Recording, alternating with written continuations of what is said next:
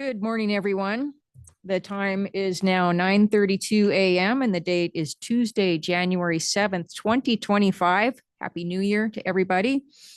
This is the time and place for our regularly scheduled business meeting of the Montana Public Service Commission. We are appearing from Helena, Montana in the Bollinger Room of the Montana Public Service Commission. I call this meeting to order. I would invite my colleagues and our guests to join me in reciting the Pledge of Allegiance.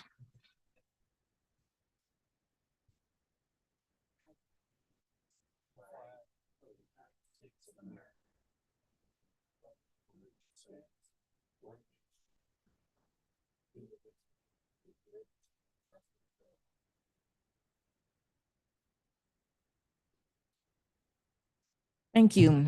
For the record, I am Commissioner Jennifer Fielder. I am Vice President of the Montana Public Service Commission. We will be holding officer elections today, and that may change. So for the present time, I'm chairing this meeting today. And for the record, we have all 5 commissioners here in the Bollinger Room. We have Commissioner Bukacek, Commissioner Molnar, Commissioner Pinocci, and Commissioner Wellborn, as well as myself here. So we do have a quorum for purposes of conducting our business today. The Montana Public Service Commission welcomes public comment on any matter on today's agenda or within the jurisdiction of the Public Service Commission. Do we have any public comment in the room? Do we have any public comment in the room? Seeing no public comment in the room, do we have any public comment online? There is no public comment online. So we will go ahead and move on. There are no changes to the agenda to announce today.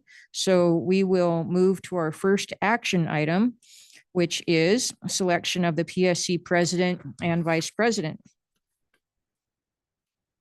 In accordance with Montana statute and commission policy, the commission must select officers from its members at the first business meeting of each year after a general election.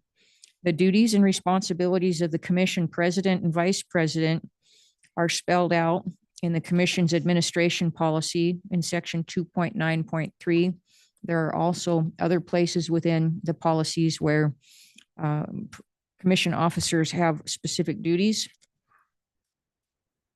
The administration policy 2.9.3 identifies that together the president and the vice president are referred to as commission leadership and serve as members of department management.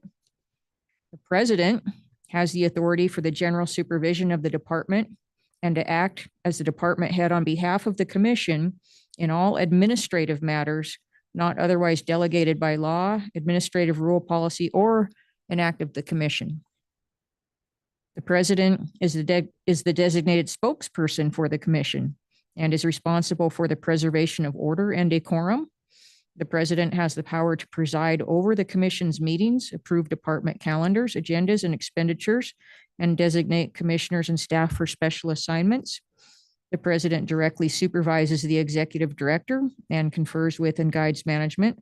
The president performs other duties prescribed by applicable law, rule, policies, and acts of the commission. The president reports to the commission and keeps the vice president and executive director apprised of his or her presidential activities.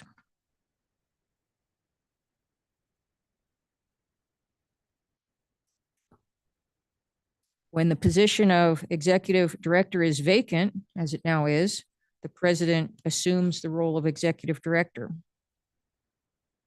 When the position of business manager is vacant, the executive director assumes the role of business manager. Fortunately, that position is not vacant right now, so the president will not need to take that duty at this time.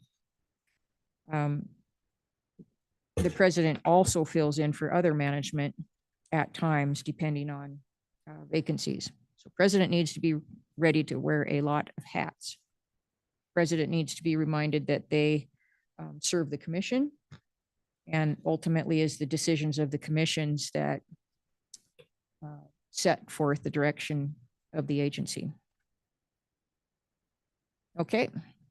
The responsibility of the vice president is to assume the duties of president when the president is unavailable, except when the president has otherwise delegated the duty. The vice president supports and assists the president and performs other duties prescribed by applicable law, rule, policy, and acts of the commission. The vice president reports to the president and keeps the president and executive director apprised of his or her vice presidential duties. Okay. So with that, commissioners, colleagues, the commission has adopted Robert's Rules of Order, and Section 46 of Robert's Rules governs nominations and elections. So consistent with those rules, we will take nominations for the two offices in the order they are listed in the commission's administration policy. So first will be president. We'll open nominations for that, take nominations, have that election. And then we will open nominations for vice president and hold that election. We're required to do a roll call vote. So your choice will be public. Any commissioner wishing to, well, let me just remind you that a second is not required. So any commissioner may nominate any commissioner for a position, and the nomination does not need to be seconded. But a commissioner may give a nominating or seconding speech. If they wish to do so, they should first be recognized by the chair, which today is me. I will remind commissioners that they must exercise caution to avoid making any personal criticisms of the nominees in debate. I don't expect that to be a problem here, but this is part of Robert's rules. Rather than attacking a nominee, a member should simply advocate for the election of a different candidate. After we have taken all of the nominations for the commission president, we will close the nominations and proceed to a vote. Are there any procedural questions before we begin? Okay, hearing none. Now is the time for nomination for the office of the commission president. Are there any nominations? Commissioner Pinocci. Thank you, Madam Vice Chair. I'd like to nominate Brad Molnar to be president. Brad Molnar is nominated. Are there any other nominations? Are there any other nominations? Are there any other nominations? Hearing no other nominations, the nominations are now closed. Is there any further discussion from commissioners? Hearing none. Oh, Commissioner Bukacek. I just wanted to give my support for Brad Molnar. Is there any purpose in me telling why? It's up to you to make comments if you feel it's necessary. I kind of like to. I've known him for at least 15 years, largely from my grassroots work. He was 8 years in the House, 4 years in the Senate, 8 years in the PSC. And he's well-versed in the problems with energy deregulation that occurred in the late 90s and early 2000s. He's also aware of the problems with overregulation of the private sector and government overreach. So I'm confident he's going to be dealing with a lot of very strong personalities. He has a strong personality himself, and I'm confident he's going to keep the communication open. Thank you. Are there any other discussion on the nomination? Any other discussion? Seeing no other discussion, we will now take a roll call vote. When I call on you, please state the candidate of your choice. Commissioner Pinocci. Commissioner Brad Molnar. Commissioner Bukacek. Brad Molnar. Commissioner Wellborn. Commissioner Molnar. Commissioner Molnar. Commissioner Molnar. And I vote for Brad Molnar. Commissioner Molnar, having received a majority of the vote, is elected commission president. Congratulations.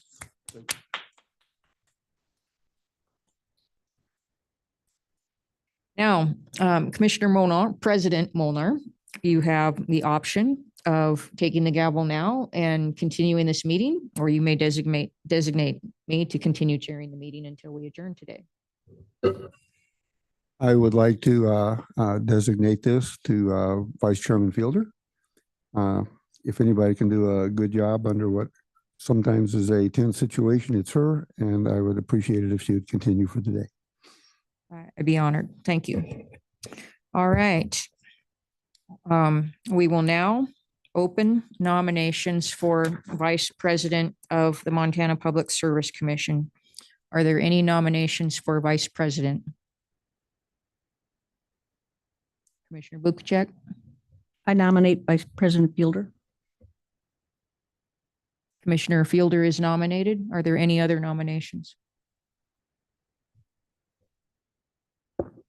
Commissioner Wellborn. I would nominate Commissioner Pinocci. Commissioner Pinocci is nominated. Are there any other nominations?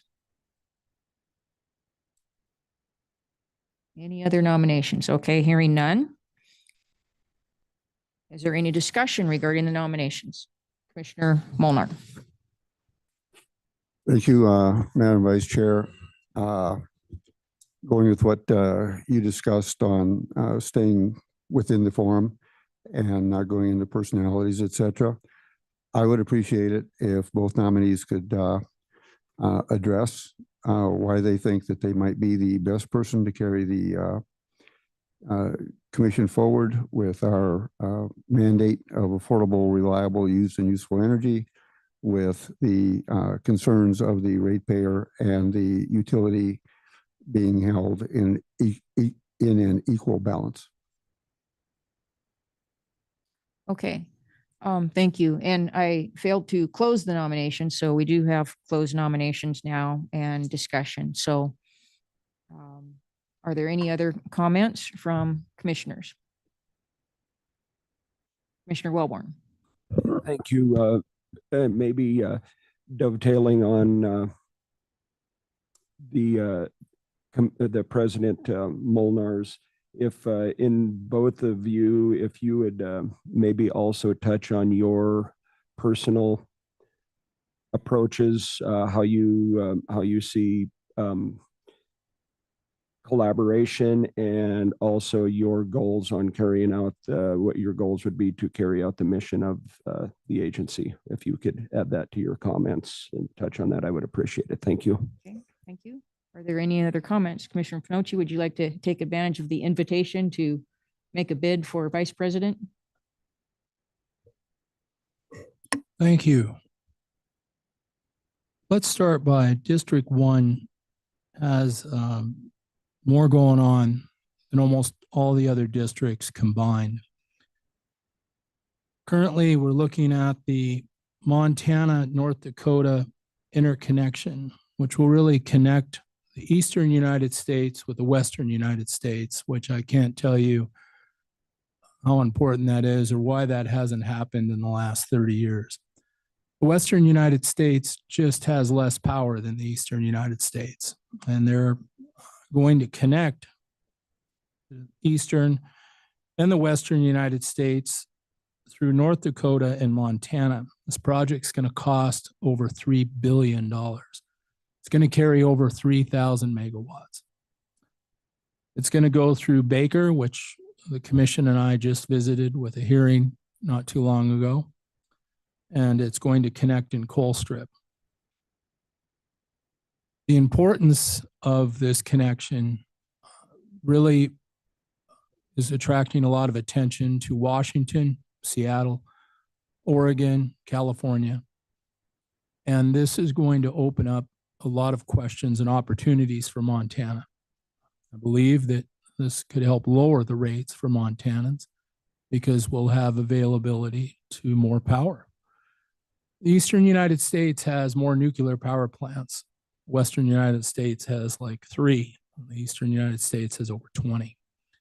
Now we're hoping to have a nuclear power plant open in the next few months in Idaho. One we're hoping in Wyoming, although that's backed up because they're trying to do a very different design than Idaho's proven design, which has been approved. So I think that this is requiring me to pay a greater deal of attention to my district with all kinds of questions. What will we regulate? What will we not regulate? Will the legislation make changes on how we regulate? And the importance of Montana be able to supply the rest of the United States is going to be a tremendous responsibility. And there are a lot of changes in transmission. I'm trying to encourage we raise the standards of how transmission is looked after. I think we could improve fire risk by raising the standards to, say, carbon fiber core technology. I think we should get away from any steel core conductor because there's sag, there's stretch, there's fire risk. With carbon fiber, we really end sag, and carbon fiber is proven to be a much lighter component than steel. It does not sag and has over twice the strength. And I think this really helps us with fire mitigation. I'm calling a special hearing here at the commission to allow companies come in and explain how we can lower fire risk through these new technologies. I just spoke in San Francisco as a keynote speaker where I'm encouraging the use of what I've coined the phrase of smart conductor, where we're able to have fiber optics and communication inside the conductor and the power line. It could, it could show where resistance is, where a spot where power is not quite going through, heat builds up, and we can identify the problem before the break. We can't do this type of technology with steel core. So I think that we should encourage the standards to be raised, that this type of line be used throughout Montana to lower our fire risk. We've been challenged at NARUC what we're going to do to lower fire risk. And I think these are some of the best answers in front of us. So I'm going to open the first docket that would be at this Public Service Commission, which I hope other commissions will follow with, to encourage lowering fire risk. This isn't the first time this commission has done this. We've encouraged high efficiency, with a high efficiency docket opened to this commission, one of the first in the country, followed by legislation that raised the standards to at least see an improvement of 10% reduction in line loss of a conductor that may be installed. Today, conductors are available that can cut line loss up to 40%. I'd like to encourage that we increase that goal of energy efficiency from 10% to at least 20%. While at the same time, we encourage legislation that would raise the standards in trying to prevent fire risk. I'm also trying to promote insurance companies to reward utilities that install these type of carbon fiber conductors because they've lowered the risk of fire. They should have a better insurance rate because they've proven that they've lowered the risk. Trying to see that utilities get rewarded with some benefits to install in these lines. We're able to cut line loss by 40%.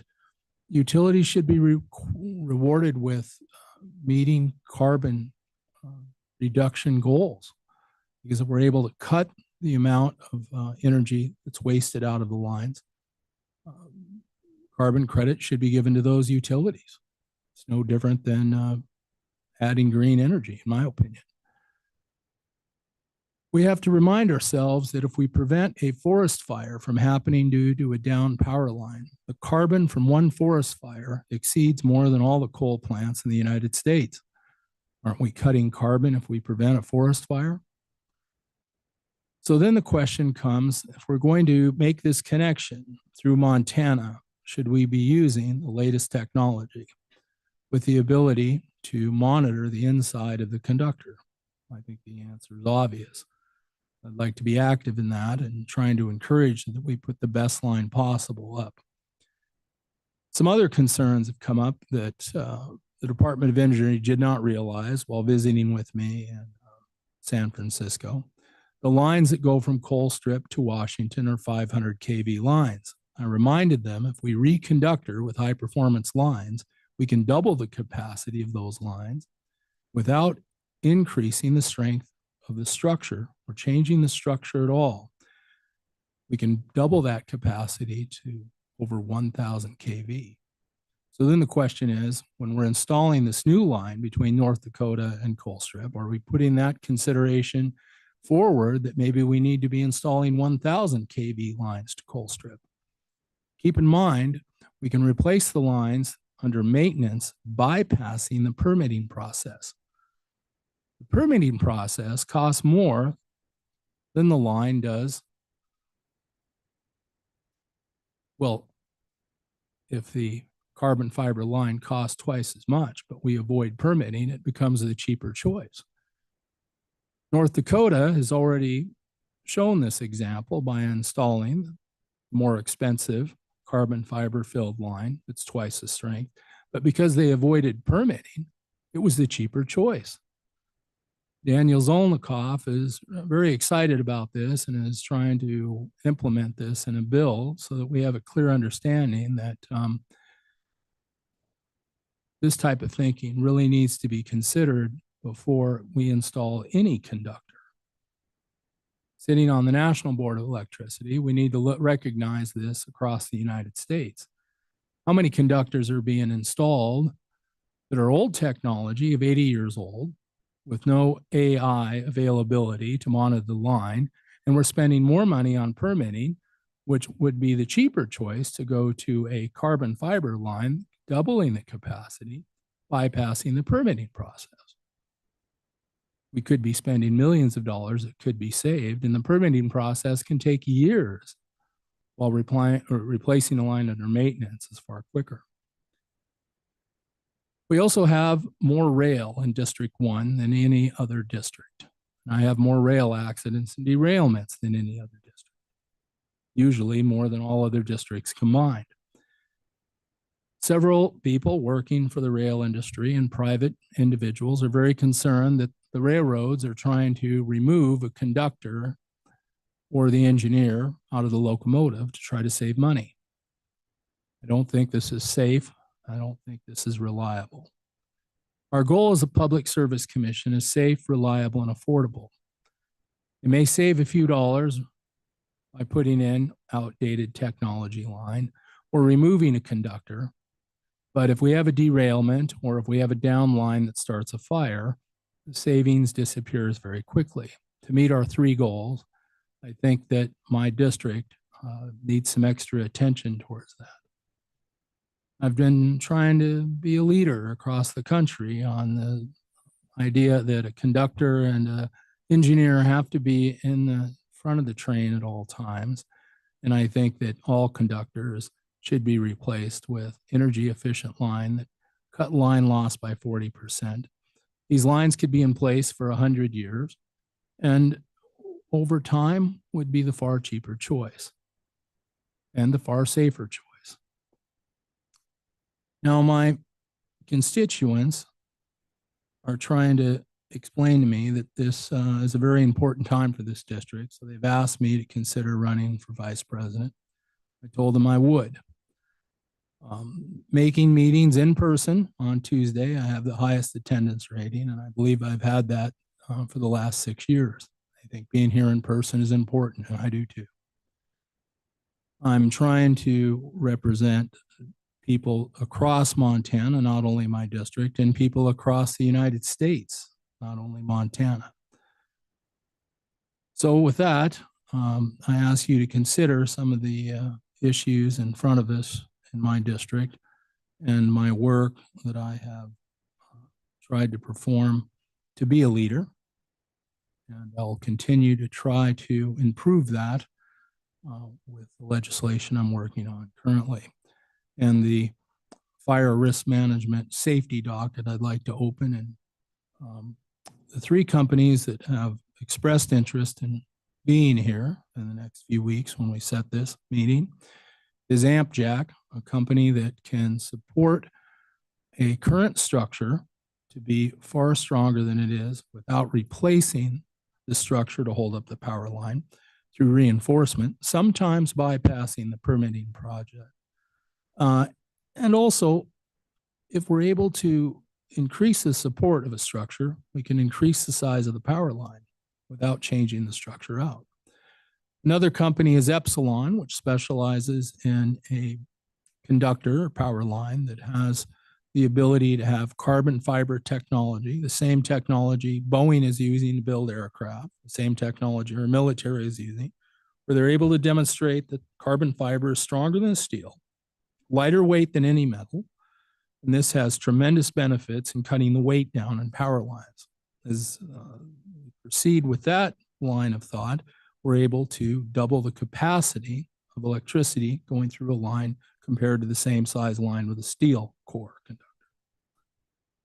The third company that'd like to come in is CTC Global, which they hold the patent rights to a carbon fiber core made in America, I'm proud to say, manufactured in California, where fiber optics is inside the core and can monitor the condition of the line hooked to a computer system at any given time. New technologies unfolding where they're going to be able to measure the temperature inside the line. And I can't stress how important this is, because if we know the temperature of the line, in the event we need to increase the voltage in the line to supply more electricity than usual, we're able to monitor the temperature, knowing what increased amount of electricity we can add to the line. Keep in mind, when there is an outage, to bring power in through another avenue, knowing what your limits are so important to be able to have a smart conductor in place. It's going to make a tremendous difference. I suggest and will encourage that we use this conductor on every line we replace in Montana from now on. Cutting line loss by 30 or 40% is a far greater benefit to the ratepayer. So I'm going to encourage the standards be increased or raised on plateau which conductors need to perform at. This isn't unusual. Years ago, we did not have airbags in cars. And when we said we had to have airbags in cars, car companies complained that they would go out of business and they couldn't possibly do that. Today, we have airbags in every vehicle and you can't build one without it. You have to have anti-lock brakes in a vehicle. You have to have sensors in the tires to know what your air pressure is. I simply believe that we need to raise the standards to the utilities on the safety standards of what a conductor can do. The technology is certainly there. It's available. I think that we need to use it. And I'll encourage that. Thank you, Madam Chairman. Thank you, Commissioner Pinochi. Well, I will say a few remarks. First off, Commissioner Pinochi, thank you for your innovation and leadership in all of these things that you've been working on. I can't say that I disagree with any of the objectives that you're pursuing. I think the commission has been supportive of that during my tenure here, and I voted in favor of opening the energy efficiency docket. And should you be elected vice president, I'd be happy to support you in your endeavors. But I suppose the difference that the commission has to consider today is that somebody has to do the nuts and bolts work of leading the agency, the staff, and the protocols and processes here. And I do not need an extra pile of work on my already busy plate. I've spent a lot of extra time these last 4 years trying to help bring this agency forward from darker days where we were failing audits. We were in the doghouse with the legislature. Our budget was being cut. Our FTEs were being cut. We were losing, I think, more lawsuits than we were winning as far as commission decisions being overturned in the courts. The agency was in disarray. And I think a great deal of that was because agency leadership was engaged in policy advancement, and that was wonderful, but nobody was here paying attention to the agency itself and making sure that we had quality staff, that the staff were performing their duties, that the audit compliance findings from the past were being addressed.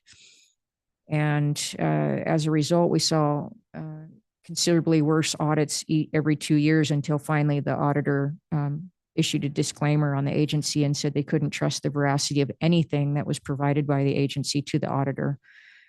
So commission leadership has to go before the audit committee and be responsible for that. And I was part of that team early on, even though I wasn't formally elected as vice president my first 2 years here. President Brown assigned me to work with him on resolving these things. And we went to work trying to put some procedures in place to prevent those kinds of problems, to set a better foundation for success of the agency, for relations amongst the commissioners themselves, for respect and decorum and order in how we operate. And my interest in that was because I believed that this agency is small enough that it could become a model of good governance for the state of Montana. But when I arrived here, it was certainly not. And so I think with President Brown and with the commissioners that were here these last 4 years, we've made a lot of really good improvements at this agency, and with our management team and with our staff team. It's a good place to work now. It's a good culture, and I think we're performing really well. I would like to see us continue to build on the successes that we've laid down, the foundation for good governance that we've laid down in these last 4 years. I can offer continuity in terms of management because the president and vice president are part of management and do meet with the management staff on a regular basis. And there's a lot of work involved in the in-house nuts and bolts of operating the agency, and there's a high degree of accountability to the legislature and the executive branch. So I've done that the last 4 years. I thought really long and hard about whether I want to continue on in leadership or not, and I would be perfectly happy not to and just to be a commissioner. That would be fine with me if that's the commission's decision. But if you'd like some continuity in management level expertise and direction for the agency, I can support our new president in that regard with the transition to help his leadership be successful.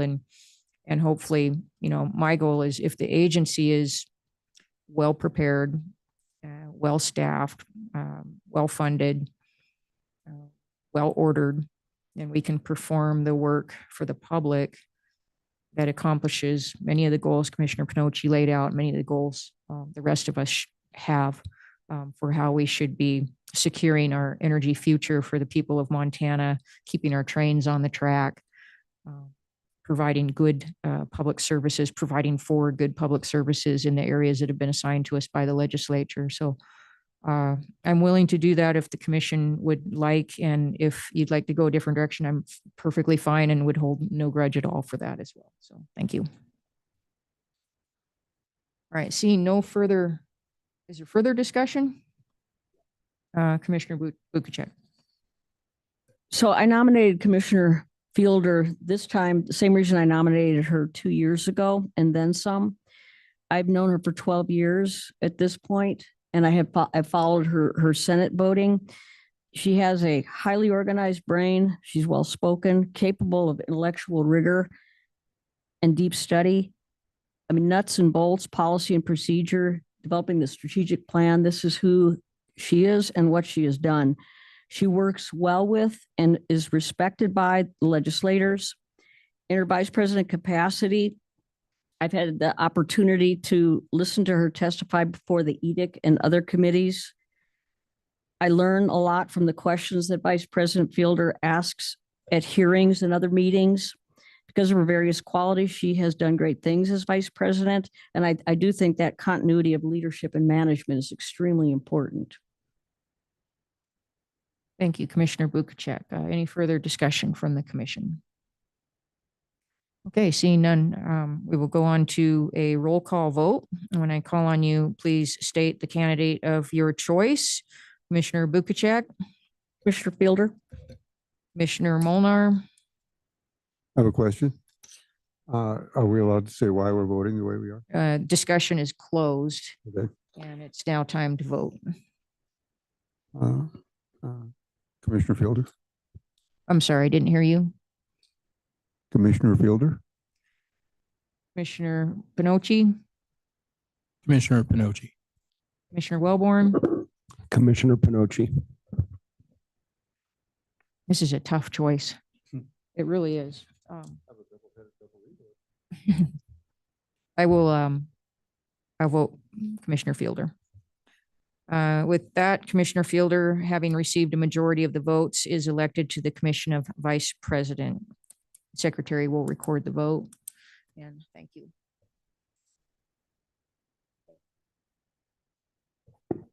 Okay, now we thank you, commissioners. That concludes the business on the first action item on our agenda.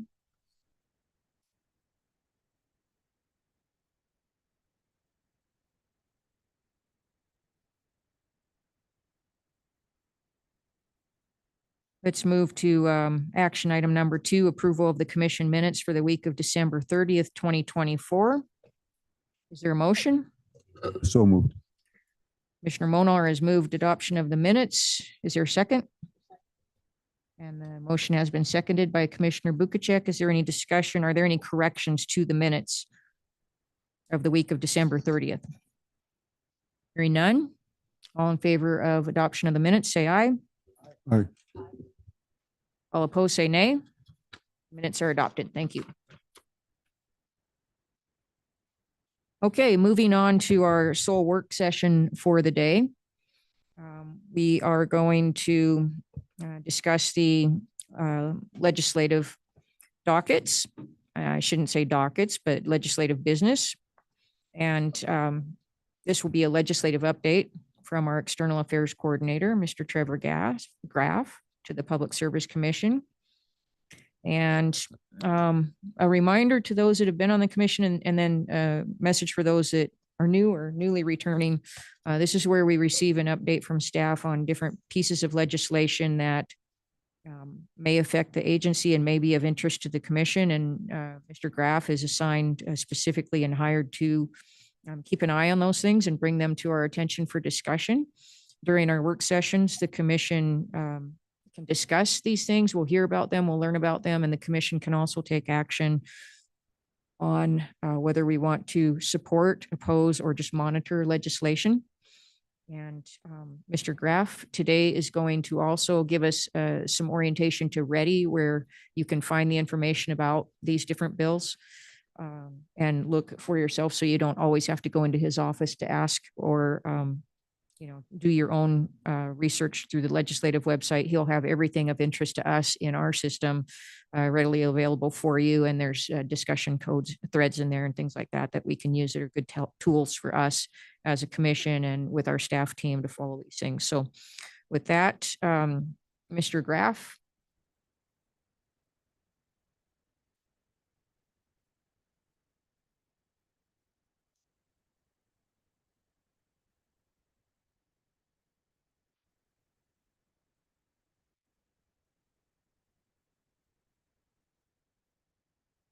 Mr. Graff has the floor. Thank you, Vice President Fielder, Commissioners. We're just getting the screen share enabled so I can take you through Ready here in a bit.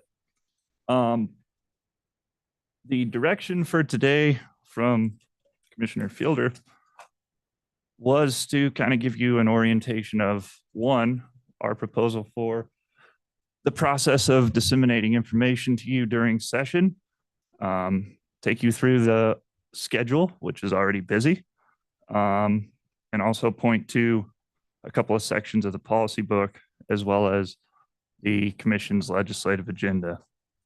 So Commissioner Fielder already covered the chain of command pretty thoroughly in her intro earlier today. I won't take you back through that. I would just point to page 9 and 10 of the administration section of your blue book, your policy manual, that outlines the chain of command. The default mode is for essentially me to report to the president in that chain of command. That'll come into play here in a little bit as we discuss handling, the many brush fires that pop up during session. There's also a section for the commission's communications in the internal policy manual. That section does address the want for the commission to have a unified front for the most part in front of the public, the media, and in our case today, the legislature. I would encourage all of you to take a close look at that. There is a lot of work that goes into working with the legislature on behalf of you all to get progress made on the legislative agenda as much as you can. It helps to stay in communication with the president, vice president, and myself as you're working up there, just so I kind of know what to expect when legislators are asking me questions. If you're working on your own bill, it is helpful to know what's up so I can not be caught by surprise with legislator questions. I will add to that, Mr. Graff, that we did establish some protocols in our communication procedure so that we didn't have 5 different commissioners up there sending 5 different messages purportedly on behalf of the commission. So the commission speaks through its president or the president's designee. The external affairs coordinator is the point of contact. And so if a commissioner is up there working on legislation on their own, they need to disclose that they are working on it on their own and it's not a commission matter, just so there's no confusion on whether it's commission, full commission business or an individual commissioner's, project that they want to work on. Thank you. All right, commissioners, I should be screen sharing. You should be able to see down here this is the PS3 homepage for commission employees. Like to point out, the policy manual can be found in a digital form there. You all should have your hard copies. So in that discussion of the internal policy, you can find it there as well.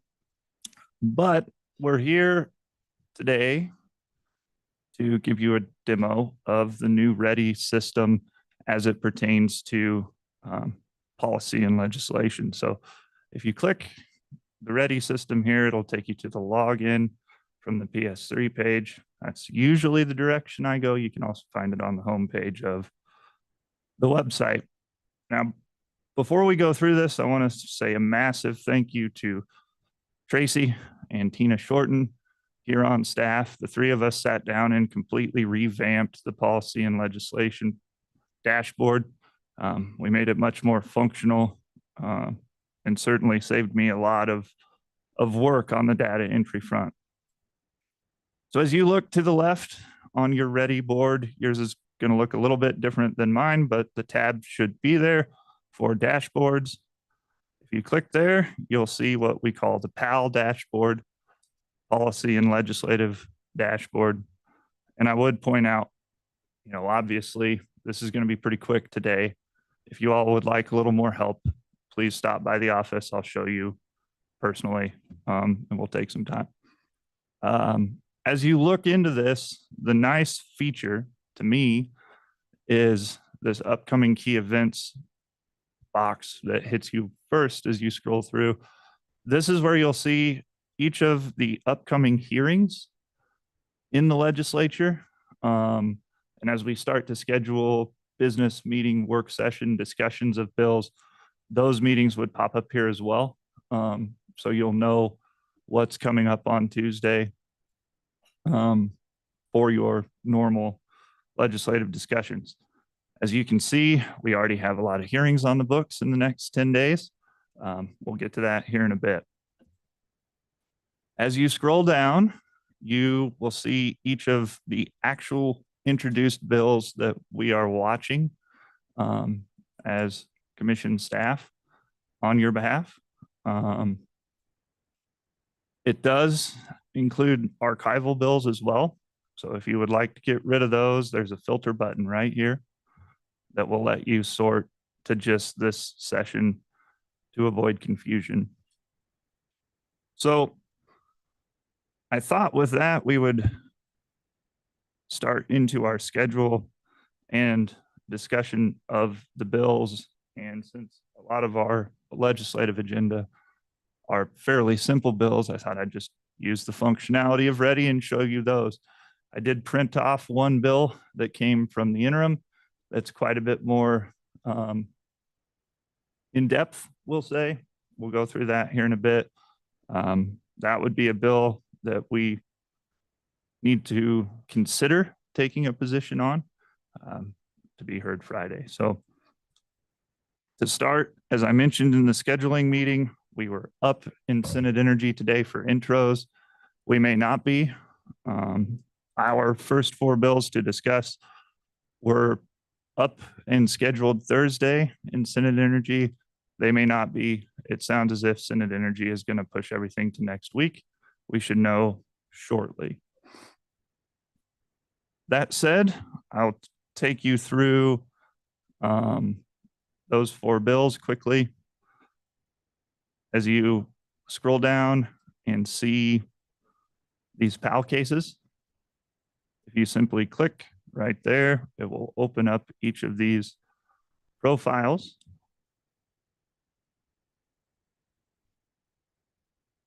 And we'll start with what is now Senate Bill 22.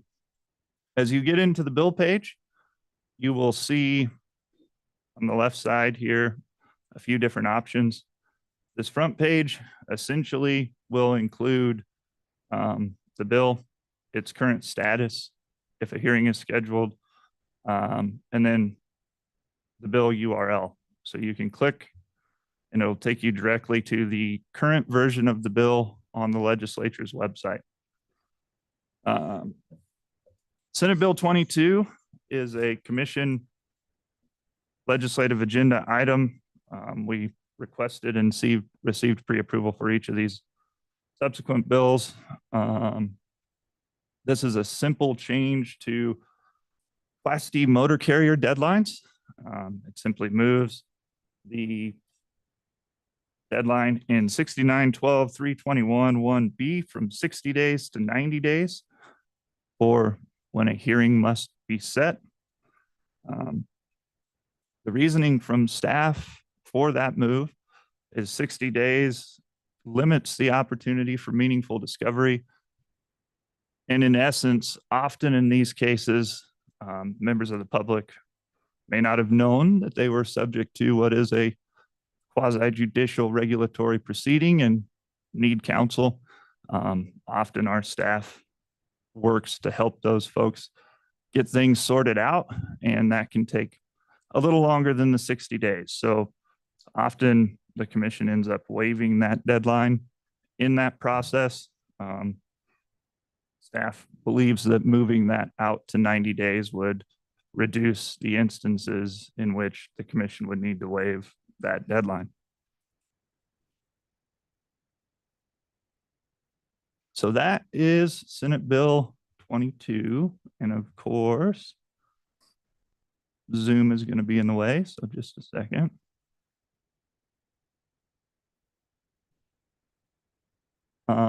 Senate Bill 23. Our next bill involves the railroad program. It is a simple move to take what is currently set in statute at a number certain to repeal that number certain for the threshold for railroad reporting. So if an accident is above this number, they must report it to the commission.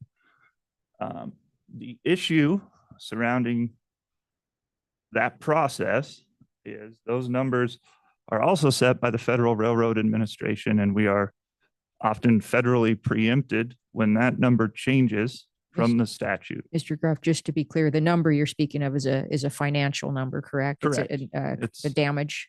Yep, it's a Estimated dollar damage. amount for damages. So we currently have in our statute a more stringent process than the federal government. The federal government says any accident over $12,000 for the calendar year 2024. Our process says any accident, period. Again, we're federally preempted. So our process is more stringent than the federal process. And this bill seeks to essentially say that they must report an accident and then give the commission the authority to make administrative rule to set the thresholds matching the Federal Railroad Administration and take care of that preemption problem. And again, I should have mentioned this. Please stop me with any questions at the prerogative of the chair as we go along. The next bill, we do have a decision to make regarding Senate Bill 24. This bill was originally brought to bring blocked crossing penalties, railroad blocked crossings, in line with inflation. The penalties for that bill had remained the same as a fine of not less than $25 or more than $100 since 1947. All of that said, the ground shifted a bit on us in between the time this bill was created and the present. In relation to some federal court rulings subsequent to the East Palestine incident, it's become clear that we're federally preempted on this front as well. The question for the commission today is current direction from the former commission is to pull this bill because the title of the bill, as you read it, says an act increasing penalties for blocked railroad crossings. The fix for this bill is likely to repeal that section of law since we're federally preempted. But given the single title legislation in the legislature, it would probably be easier for us to talk to our legislative colleagues and work with a legislator to bring a new repeal bill. That said, if the commission would like, we could work with the current carrier. I should know all of these 4 bills in the Senate are being carried by Dan Zolnikoff, and we could try to run an amendment to essentially strike everything after the enacting clause and insert a repealer. My advice to you is moves like that often bring some wary looks from the public when bills change that drastically at the last minute. And that's how we settled on pulling this bill for now and potentially running another bill. Again, that's a decision for the commission to make today.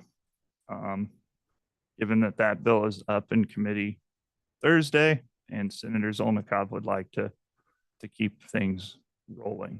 What's that bill number? That bill number is Senate Bill 24.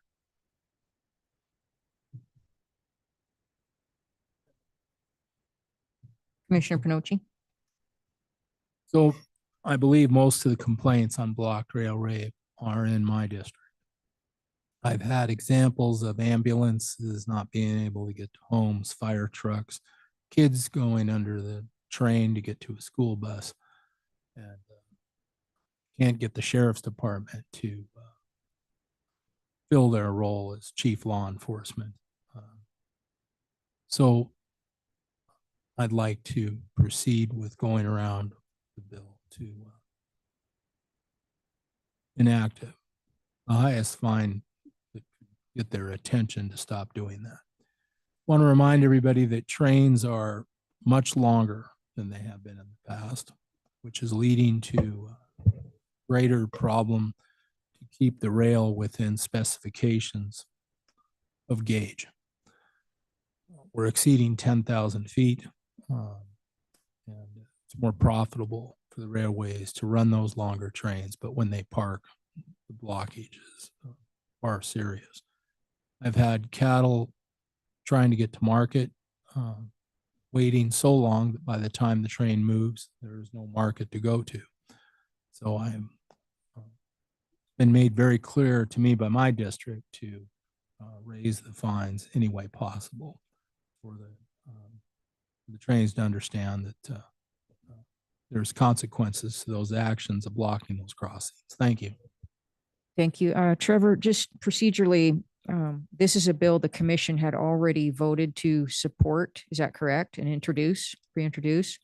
So the decision today would be if the commission wanted to withdraw the bill in light of what staff is telling us, or if you want to just let it continue. Are there any motions to withdraw the legislation? Senator Wellborn?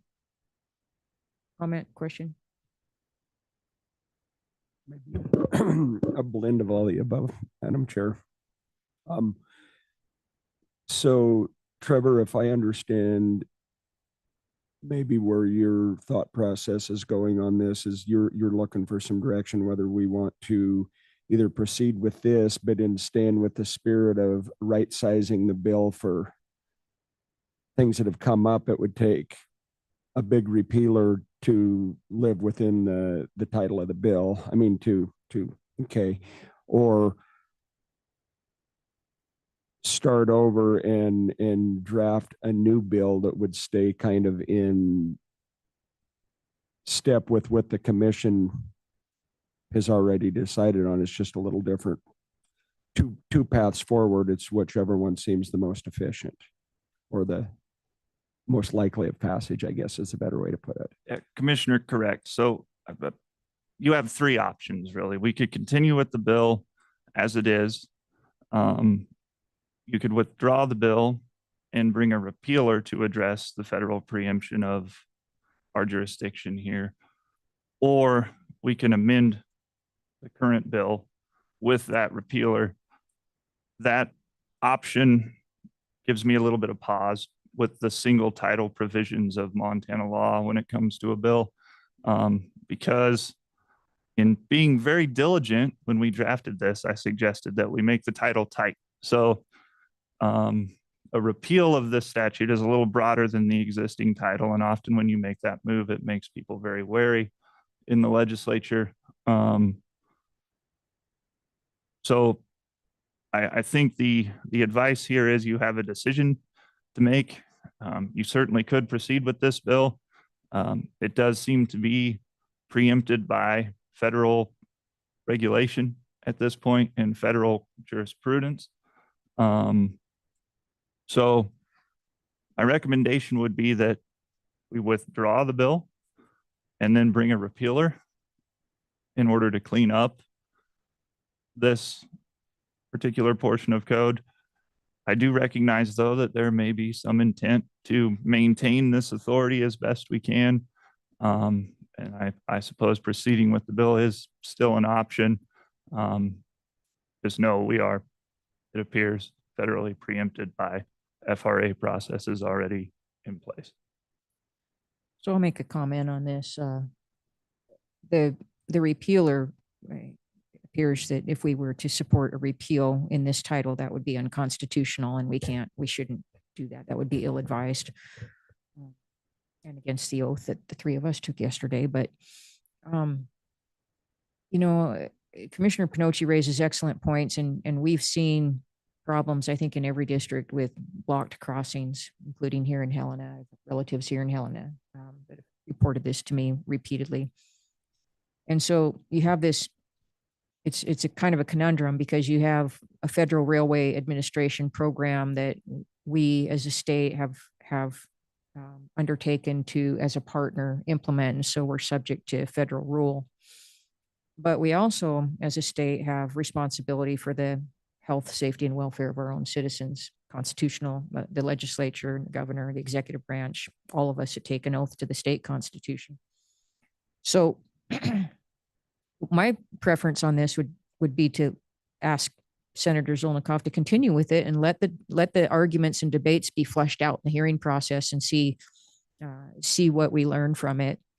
And, you know, I'm all in favor of higher fines for these railway companies that block these crossings. They need to be disincentivized from just sitting there and blocking these crossings, because they do have real consequences and impacts on the health, safety, and welfare of Montana citizens and our businesses. So I'd like to see it continue to go forward if he's willing to continue. I wouldn't support a motion to withdraw it at this point. Other discussion? Commissioner Milner, President Milner. Thank you, Commissioner. Trevor, kind of going along with what she was saying, which I thought I might be the only one that thinks this way, but there may be more than one interpretation to whether or not we are actually preempted. Okay, so if the federal government is going up to $12,000, and if we as a state entity, so it would stay in state court, went with 11,900, would that get around us being preempted? Commissioner, not an attorney. I would think probably not. However, I do think you have the option to continue on with the bill and let the process play out as well. I mean, we don't have to withdraw the bill today, I suppose. You certainly could let it have its hearing and see what comes back from that. But it does appear that in this particular case, the federal regulation supersedes our authority. And what is the federal, I'm sorry, what is the federal limit for the range for the fines? That I don't know off the top of my head, Commissioner, Be good to find but out. I can get it. Thank you. Further question? President Molnar. Trevor, have you had any discussions with the federal regulatory as to their determination as to whether or not we have no say whatsoever on a violation at a crossing in Montana under the new regs.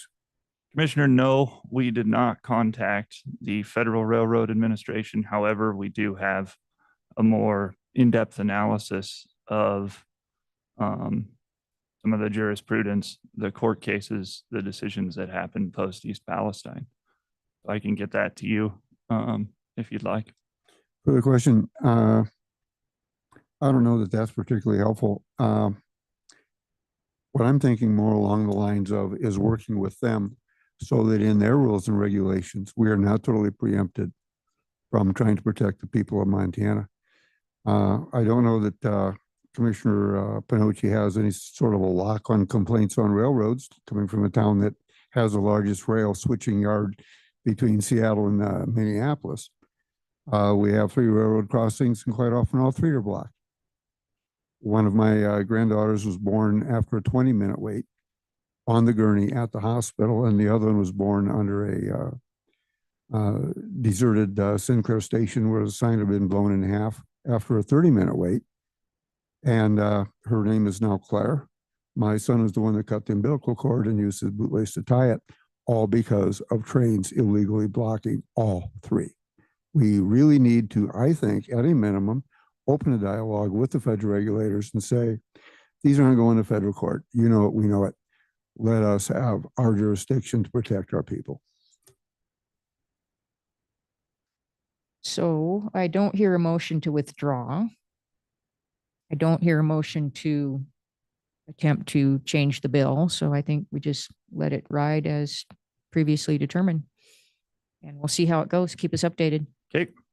On to the final of the Senate bills in our legislative agenda.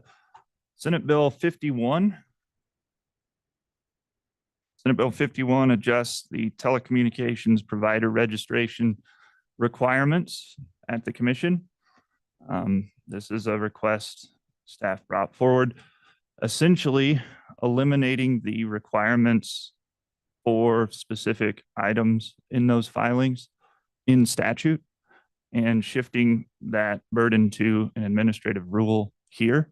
The commission asserts that, or asserted that, this would give staff and the commission more flexibility with those registration filings that currently require the collection of information that the commission really isn't using in proceedings from those companies, or information on infrastructure that may have phased out of the telecommunications infrastructure network. Again, all 4 of those bills are scheduled for Thursday. It appears after our message this morning that those are going to get pushed to next week. The last of the legislative agenda requested by the PSC is House Bill 45.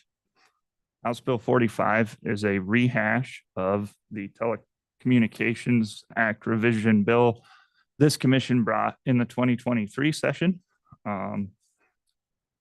Essentially, that bill died late in the process because of some confusion among legislators and some of the interested stakeholders regarding just how much this repeal bill ceded authority-wise.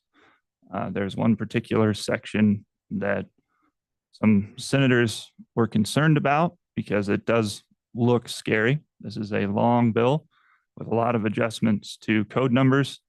The essential part of this bill is the repealer. You'll see several sections in code. Most of these commission staff asserts are antiquated and unused. Probably the most significant of those in the repealer is the repeal of the Universal Service Fund. The Universal Service Fund for telco is currently not being used at the state level because there is a federal Universal Service Fund. This bill is seen as cleanup among staff. We're trying to run it again and have taken the tact that if folks have issues with particular sections of this bill, please come to the commission and work with us. So maybe we can find a solution rather than killing the whole of the bill. We're putting these forth as things that need essentially cleaned up. To that end, we have had a few conversations with telco stakeholders, and no one has voiced any strong concern yet. Of course, we haven't had a hearing yet, so we will find out if there are strong concerns soon enough. With that, those are the 5 bills that were put forward as your legislative agenda. We do have 2 more bills from ETIC to discuss, so I suppose this would be a good spot to stop with questions. I assume the commission is in support of those 5 bills, with the caveat we discussed with Senate Bill 24. Well, these were bills the commission previously voted on to proceed with, correct? So that is the position of the agency unless the commission changes it. So I guess just a reminder that Trevor's our external affairs coordinator. That's a specific title. So he's the point person on coordinating all of our legislative activities. So please do work through him if you have questions or you want to engage in these. And the president will designate people, commissioners, to speak on behalf of the agency for different bills or testify on behalf of the agency. He'll designate commissioners and or staff. So if you're not designated by the president to testify, then please just observe or just offer a disclaimer that you're not designated to speak for the agency. Okay, now Trevor, the next section. Oh, wait a second, Commissioner Wellborn. I have a question, Madam Chair, probably for Trevor, but is there other titles out there waiting in the wings to cover the bases in case the commission decides to move forward with a repealer? And if not, is that something that maybe should be put in motion before that opportunity is gone, the 5th day or the 15th day of the session, that there's no longer room for, actually that's today, is it not, that legislators can request bill titles? Commissioner, we have some time yet. The deadline for general bills is next Tuesday, I think, off the top of my head. So we do have some time, but if that is something the commission wants to move forward with, we should start finding a legislator to at least put a placeholder title in for us, or I can at least go have a look at some of those that do have an extensive list of placeholders and find a person who would help us up there.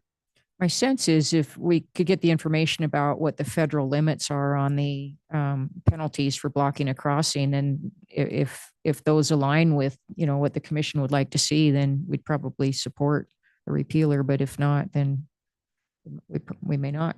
So also there's committees can introduce bills as well quite late in the session. And if we have a strong case, I think we could probably get a committee to introduce a bill. Commissioner. No, and I, Madam Chair, I understand that. I guess my thought is just, is it better to have it and not need it than need it and not have it in case we need, there are deadlines and stuff. So, if a person has a little bit of a plan and a backup plan in place, it might be a good time to talk about it or think about it as far as a bill title. Sponsor, of course. Would you like to make a motion today, or do you want to wait until the next business meeting? Does the next business meeting put us in conflict with any deadlines? Commissioner, you're still clear of the deadline at the next business meeting. Okay, we can put it off till next week. All right. Thanks. Okay. Any other comments on the agency bills? Okay. Go ahead, Trevor. Commissioner, I was just going to point out, we do have 2 more bills That are agency bills? that are energy telecoms interim committee bills that are scheduled. So we have 2 more bills to go through. but That not our bills. Yeah. Okay, my comment is on our bills. Just keep in mind that, there's a substantial amount of work that has gone into our agency bills through the interim. We didn't just introduce them all of a sudden. There's been discussion and work on these since the last legislative session. So if we can continue to have a unified front from the commission on the bills that we've formally voted to pursue through the interim and now are introduced, that would be helpful. Thank you. Okay, and now some other bills that are coming out of interim committees.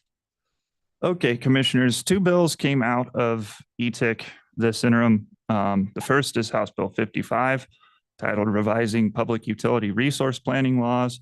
The second is House Bill 103, creating the Railroad Track Inspection Program is the short title. I might see if I can get that adjusted at some point, as it is a railway inspection program holistically, but that's the title we got. So to start, I'll talk about House Bill 55, which is the product of the Select Committee on Energy Resource Planning and Acquisition and ETIC, a process that President Molnar was a member of as a senator last interim. I'll start by saying this is an extensive bill and really takes attempts to further streamline the House Bill 497 process that some commissioners may remember, the long, grueling rulemaking process that resulted from that bill.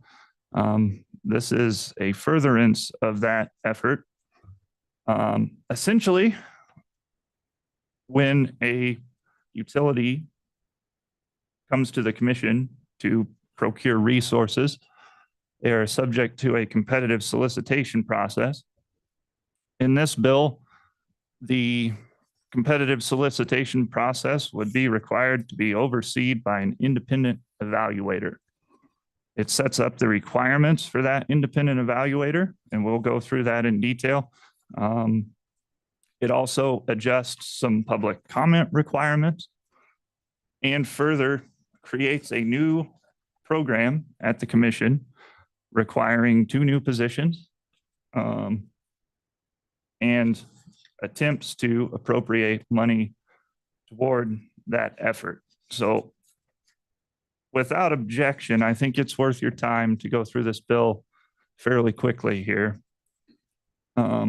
Section 1, you'll see, is the special revenue account for monies deposited for that program that will pop up later in the bill. I want to point out, if this seems a bit odd to those of you who are veterans of the budget process, this is a policy committee making essentially a statutory appropriation for the purposes of this bill. And it does create some intricacies that we'll talk about here in a minute. As you see, Section 3 is the Commission's integrated least cost planning statute. There is some adjustments in this section, one being it requires a plan at least every 3 years for the utilities. It changes on page 3, line 7, rules must establish minimum filing requirements for acceptance of a plan. The amendment to that section states that it must be returned to the public utility. If a plan does not meet the minimum filing requirements, it must be returned to the public utility from this commission with a list of deficiencies. They changed the wording there to filing requirements not met. It sets a deadline for the process of 120 days. That is significantly shorter than the 9-month process that exists in commission rule now. Essentially, this legislation takes the commission's authority to set those deadline timeframes and asserts that we will do that in 120 days. It also says that we shall allow for a minimum of 45 days of public comment on the plan. It was prior 60. In the discussion during SERPA, the commission did assert that those deadlines could create issues with workflow. 120 days is a pretty quick turnaround for the IRP plan.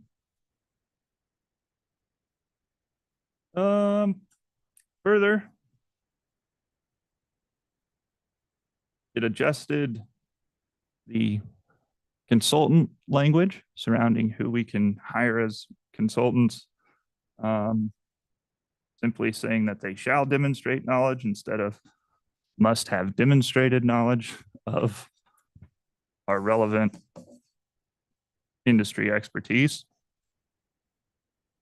On page 4, in the public comment section, they changed the process to read: a utility may petition the Public Service Commission to forego up to 2 of the 4 public meetings this bill would require. The public utility shall consider written and oral comments respecting the proposed plan received during public meetings, and the utility shall summarize and respond to substantive comments received and file those as part of the plan. So essentially, the goal of this bill seems to be to push the public participation component of this process further forward into the utilities process as they're handling their IRP development. I think the thought among that committee was that this would take some of the burden off of the commission to collect all of the public comment, and then they could shorten the commission's prerogative to have public meetings a bit. On the commission front, it says the commission may conduct public meetings for the purpose of receiving comment on a plan. As those of you who were around for the last IRP process know, this commission did an extensive tour regarding the IRP and held meetings in several venues across the state. You still, under this bill, have the prerogative to do that.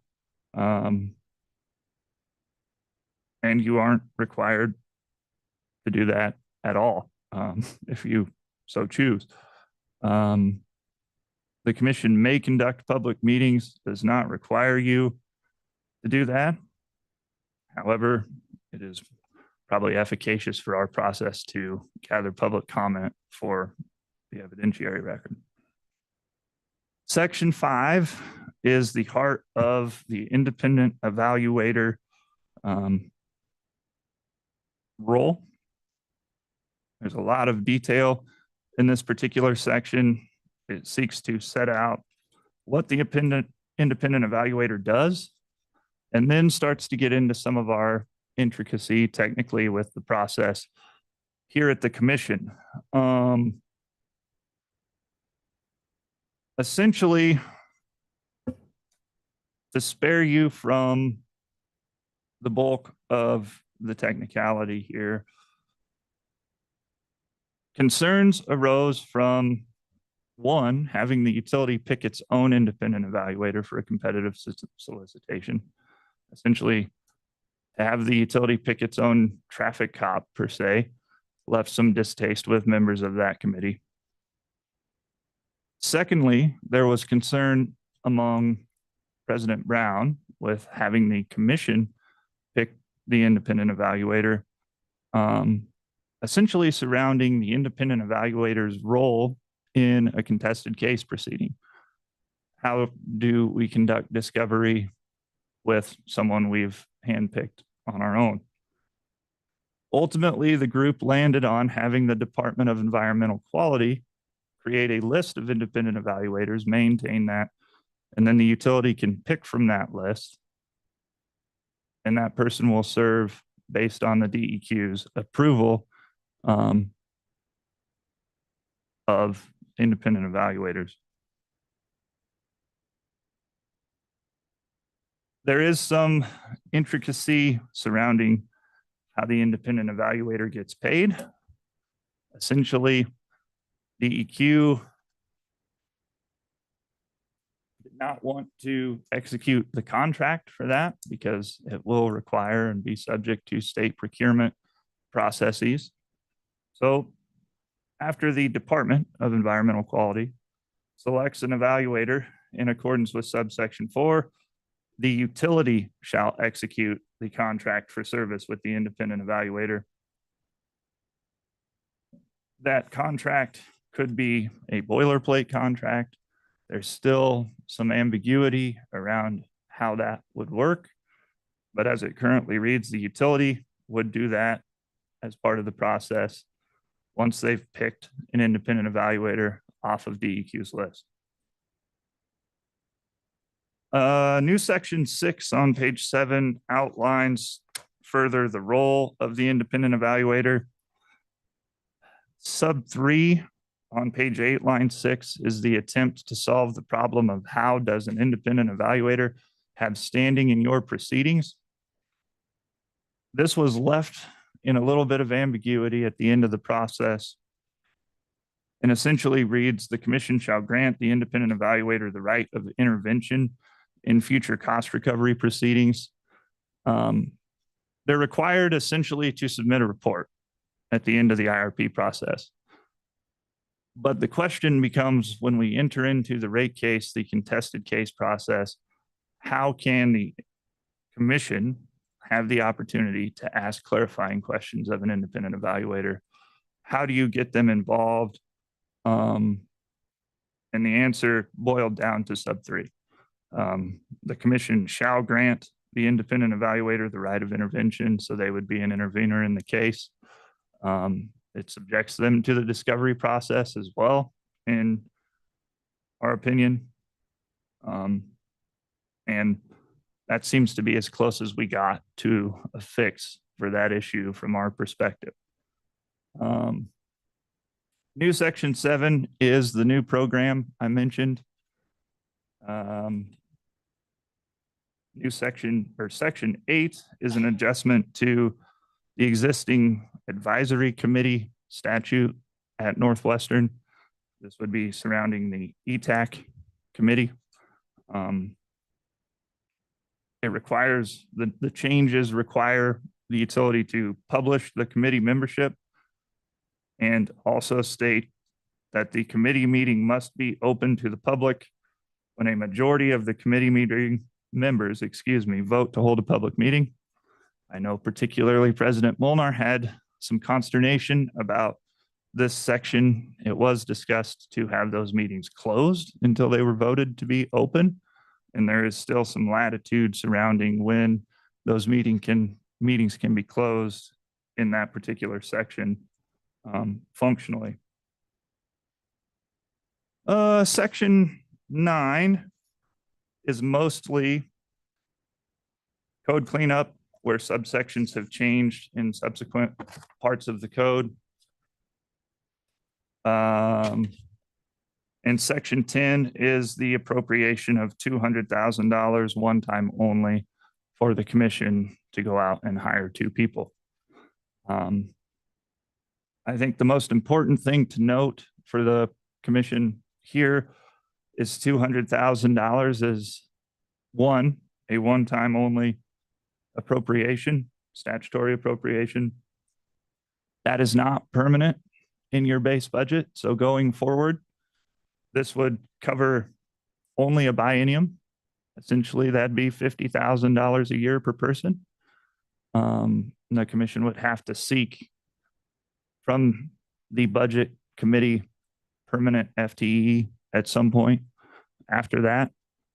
I would also like to point out that in the fiscal note process, we have done the math, and $200,000 is about half of what it would take to hire another 2 regulatory analysts for the biennium.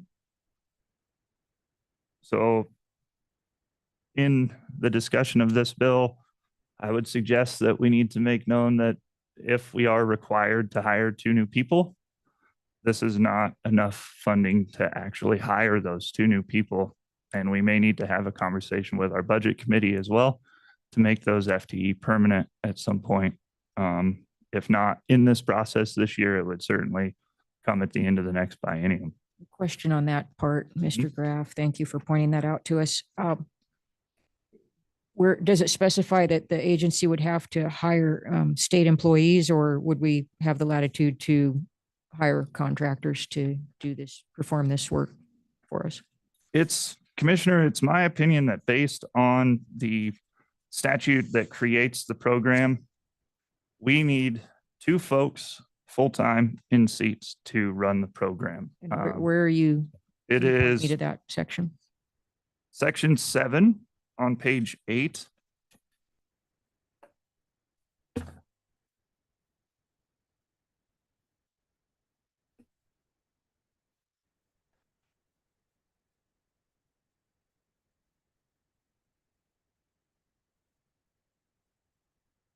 Okay, yeah. That's very specific. I would say that my comment is that either they would need to fund those positions, you know, if they're asking for, if they're demanding 2 of those positions, we would need to give them the information and get them funded properly, or give us the flexibility to hire contractors. And I had an interesting discussion with David Sanders before he left, and the idea about hiring, you know, contractors for a specific period of time to review the IRP, since it's not a continuous ongoing process, might be more cost effective, and we might be able to hire someone with special expertise of the utility, maybe someone from an operational standpoint or something like that, that could really give the commission some different perspective than we get from typical regulatory analysts. So something to keep in mind. When is this going to be? Is it scheduled? It's not, it was scheduled for hearing or not scheduled for It hearing? is scheduled for hearing Friday in House Energy. Would suggest we keep our options open for potential. Well, are you finished presenting the bill to us? Yes. Okay. So commissioners, we have at this point the opportunity to take action to support the bill, oppose the bill, monitor the bill, or propose amendments to the bill. Correct, Trevor? Correct. Discussion from commissioners. Commissioner Molnar. Thank you, Commissioner Fielder. Travis, you're correct. I do have umbrage with a meeting that may be opened. For the knowledge of those gathered here, I looked up the open meeting laws. This is squarely gray area, a gray area. I personally don't find it to be gray, and the commission doesn't find it to be gray. We require an open meeting. Because this is a private entity, we'll use Northwestern, it could be MDU just as easily. It's not a government entity, so the open meeting laws are not really clear. However, it is a meeting for the purpose of public procurement for a public product, energy. Does the public have a right to watch? I'm not saying comment. Put it on Zoom, let people watch. I think that the courts would find that this is very public. I don't want to go to the courts. I also don't want to try my amendment again. Had it up for a while, and it appeared as though a independently owned utility perhaps made some phone calls and it died 5 minutes later. But what I'm thinking, I will notify the commission. What I think we should do is monitor. Senator Zolnikoff voted in favor of my amendments. I will take those to him and see if he's interested. If he's not, I'm not going to push it uphill. We'll let the courts decide. There are people watching this that would love to take this to court, and I think they'll win. I think that we should try to stay out of court and be the captains of our own ship. Other comments or motions? Was that a motion to monitor, President Molnar? It was. Okay, is there a second? The motion has been seconded by Senator Wellborn to monitor House Bill 55. Further discussion on the motion?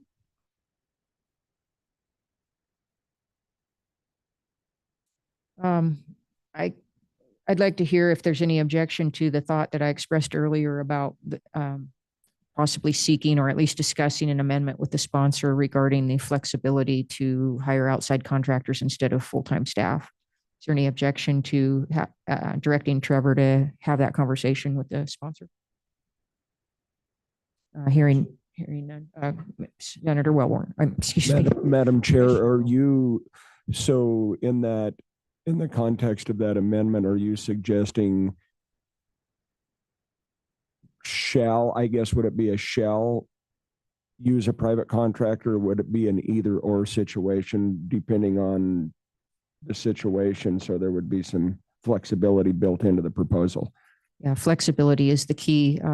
And I don't mean to amend the motion, just to see if we have consensus on the commission to open up that conversation about there's an issue here with financially being able to fund those positions. As Trevor pointed out, we'd either need proper funding for them, or my suggestion would be to have the flexibility to seek contractors instead of full-time staff. So I would suggest we have the conversation about flexibility and then see where the sponsor wants to go, and possibly either propose an amendment, or maybe he will propose an amendment. But I think that needs to be addressed. Thank you. And yeah, with that being said, Madam Chair, I would support that. Seems like we have consensus on that point, Trevor. All right. Is there any further discussion on the motion? Seeing none, all in favor of President Molnar's motion to monitor House Bill 55, please say aye. Aye. Aye. Are there any opposed? Say nay. Motion carries 5-0. Thank you.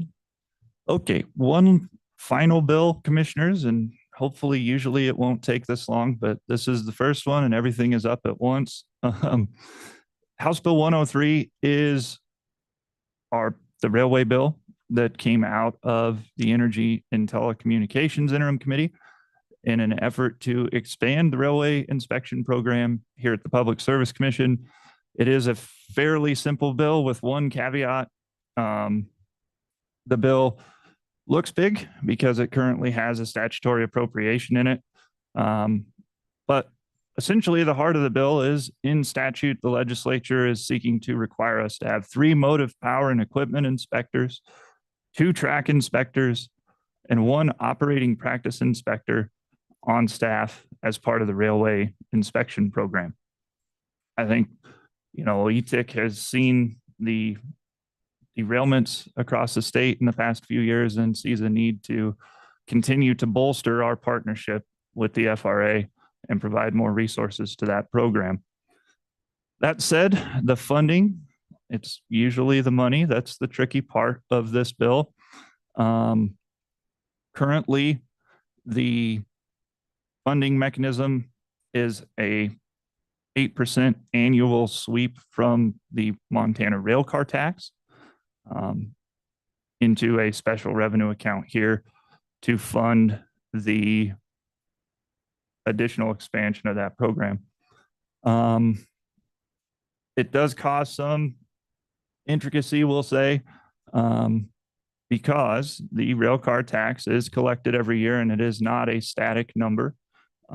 We did see a decrease into the upper $3 million range from about just under $5 million. And this could be potentially a product of the BN Montana Rail Link merger. So just know that that's not a flat or consistent necessarily funding base. And if it is 8% annually, that number is going to be different every year, the portion that we get from that tax. Further, if you're going to sweep revenue from a tax, you have to sweep it to somewhere for a specific purpose. That is why this bill includes a statutory appropriation that limits those funds specifically to the expansion of the railway program. 8% at the time this bill was drafted was roughly around $400,000. It seems like that's probably not enough. So we should have a discussion over how this bill is funded and whether we should ask to maybe bump that to 10%. Currently, the rest of the rail car tax goes straight to the general fund, so we would be the only other user of those funds per se. There may be some consternation about using the rail car tax from industry stakeholders. So I would warn you of that. But the alternative is, and the budget committee has already asked us to provide some insight as to the commission's position on funding for this bill. The alternative would be for them to essentially strip those provisions out when the bill went to House Approps, our subcommittee, and then include this as a budget amendment in our base budget. The thing to know is if you go the rail car route, well explained, you're pulling straight from the tax revenue. If it goes the route of our permanent budget, it would be added on as our revenue requirement in the DOR rate assessment process. And that process happens annually to set our budget here and what fees are charged to the regulated entities. Trevor, on that point, if that is the case, the latter, and it's goes on the revenue requirement, that's the revenue requirement that the Department of Revenue charges the utilities. Correct. So it'd be utility ratepayers paying for the railway safety program. Correct. However, the railroads do pay into that fee base as well. I know in the past we've had discussions about the proportionality of that fee base. So there is that discussion. Commissioner, you are correct on that front.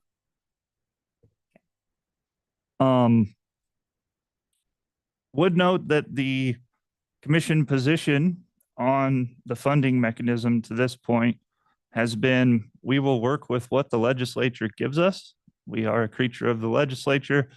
We would just like to see this program expanded to do more of the good work it's doing, and continue to improve our rail safety in the state.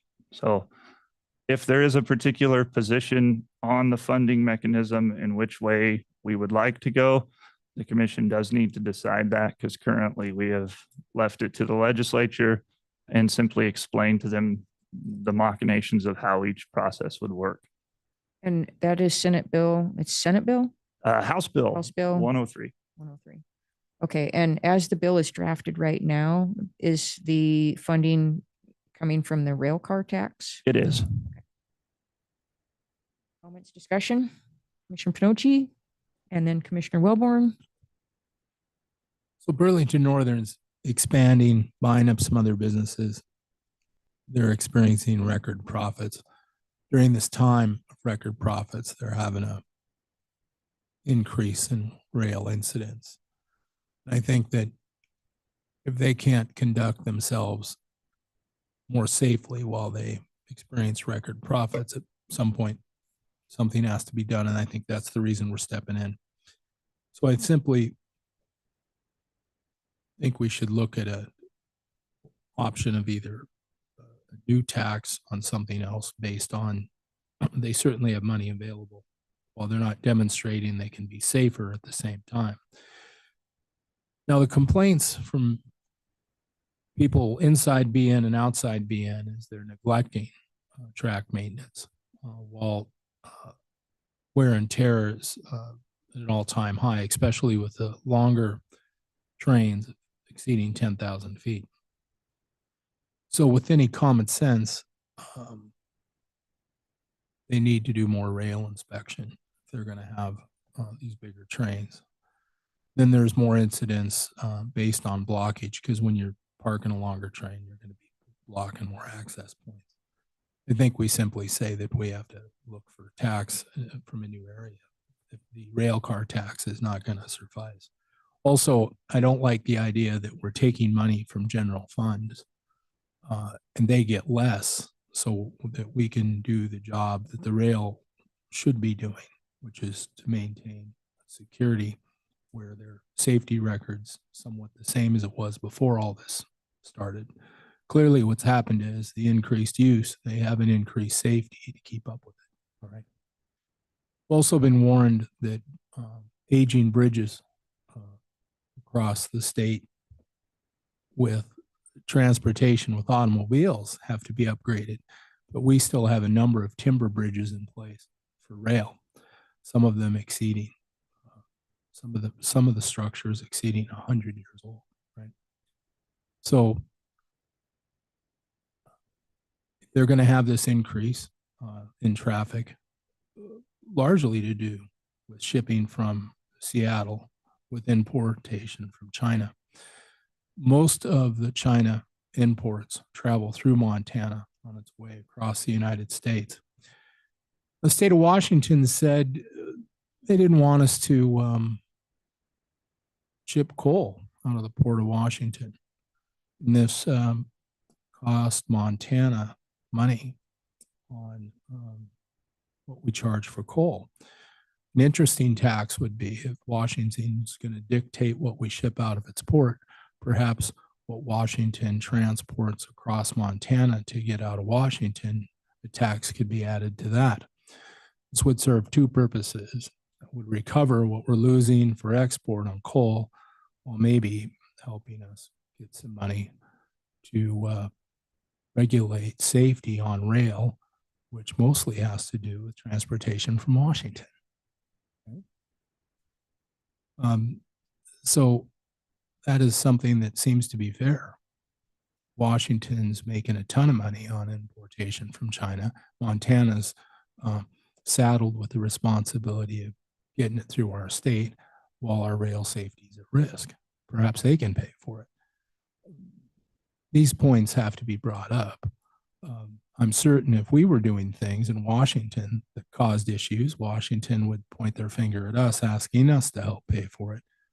Keep that as an open mind. It's just a couple of ideas brought to me by people from inside Burlington Northern in my district. Thank you. Commissioner Wellborn. Thank you. May I ask a question, more as an educational component? How is rail car tax collected now? I mean, is that based on cars that are parked and stored in Montana, or is that cars that are moving through, or a combination of all the above? And how is that determined? At what point and at what, and how that count is determined? Commissioner, the railcar tax is actually a tax of the rolling stock owners, so not necessarily the railroad companies, the owners of the private property. It's assessed essentially as a property tax, and it's assessed annually. And I believe it is assessed based on cars stored in Montana at that time. But I do have the entire very complicated one pager of how it's assessed, and I can get that to you all. And yeah, and we don't have to belabor the point now. I would be interested in learning more about that, because I think that's a pretty important part of the discussion as far as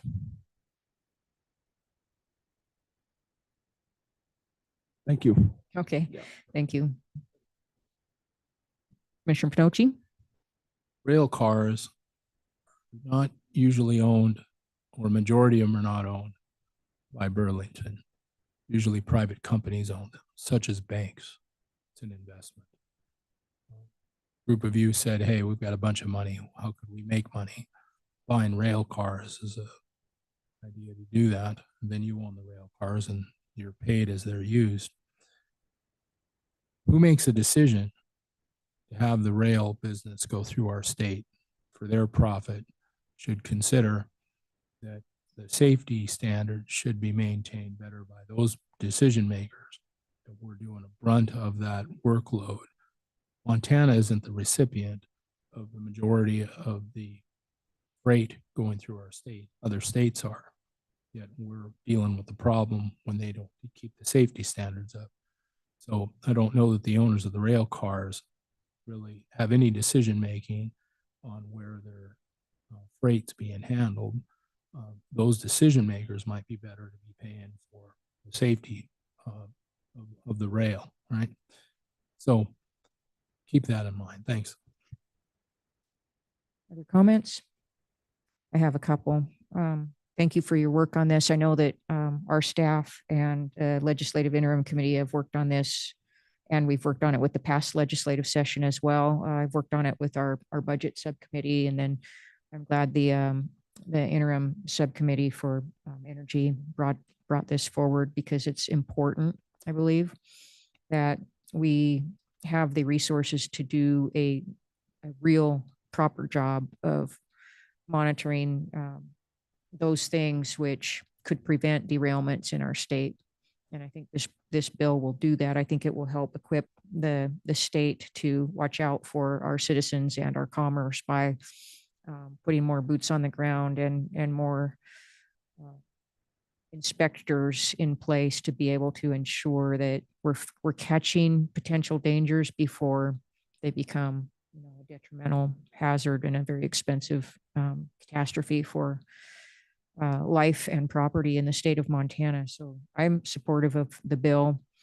I do not like the idea of making our regulated utility company customers pay for it on their own. I don't think that's fair at all to say that the Northwestern Energy customers and Montana and Dakota's utilities customers have to bear the burden for the statewide railway safety program. That just doesn't make sense at all to me. So I like the way the bill's drafted, where it is allocating the costs for the inspectors from the rail car tax. And it's just a small percentage of the rail car tax that's already collected in the state.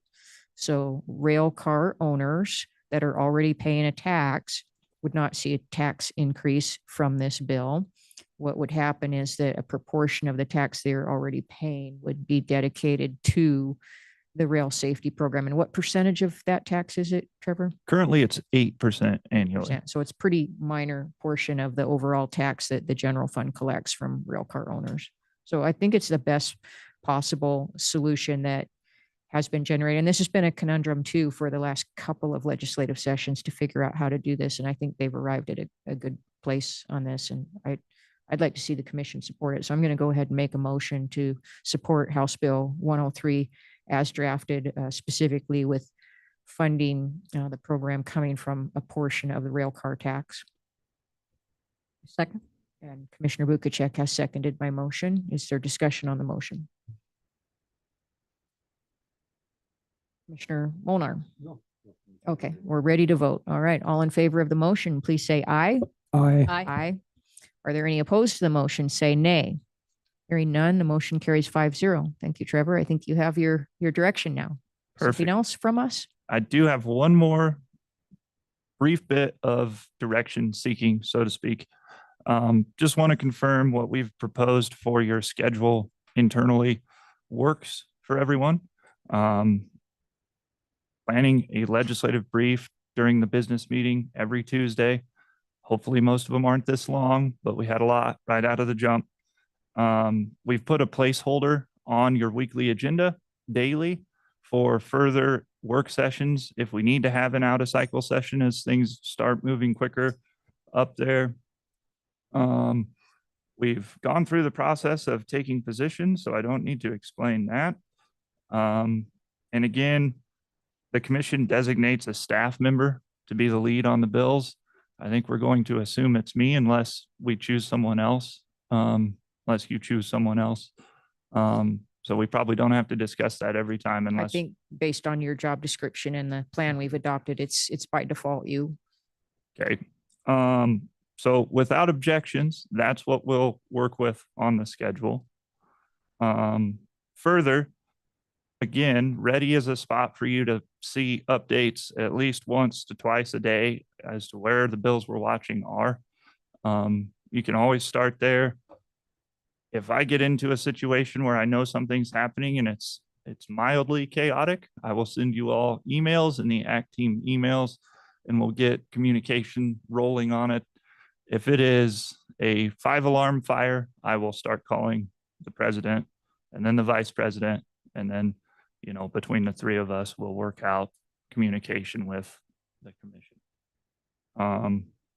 Note, there are some other large ticket items that are on the radar. We didn't discuss them today. We will at a future work session. If you're interested, you can come talk to me.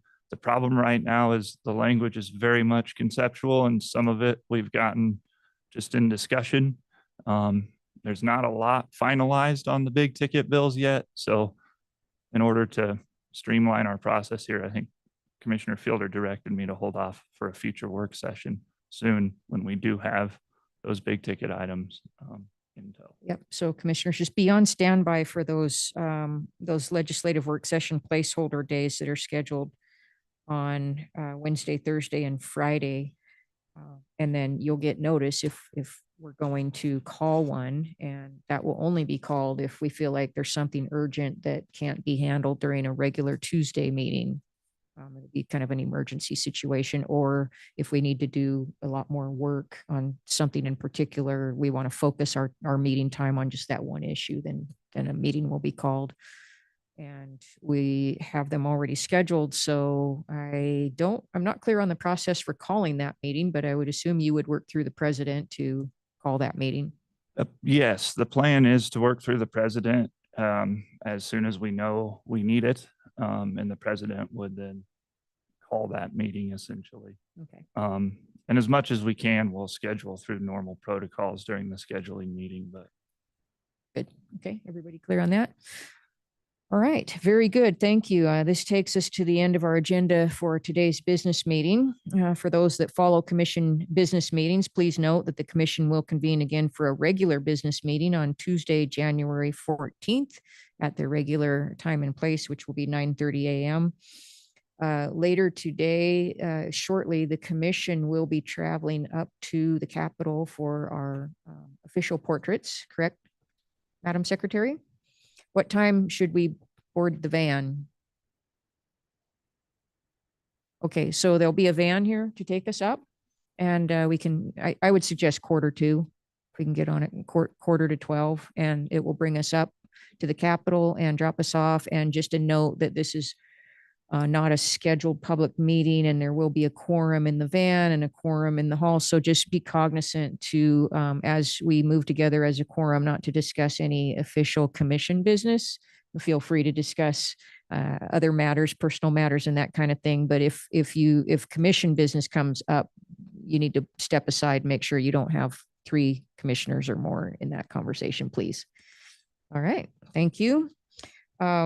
With that, we are ready to adjourn. The time is now 11:26 a.m. and there are no other matters to come before the commission. No. President Molnar. Thank you for the indulgence. About the van, if we go up there for our pictures at noon and we stay for the 3 o'clock meeting, assuming it's still on, it's not still on, so that goes away a bit. But if any of us wanted to stay there, I'm assuming we would be driving. Do we have assigned parking up there for those who might want to drive? Okay. We can discuss that offline. There's a couple spots for designated people. So, okay. So with that, the business meeting for today is adjourned at 11:27 a.m. Thank you, commissioners.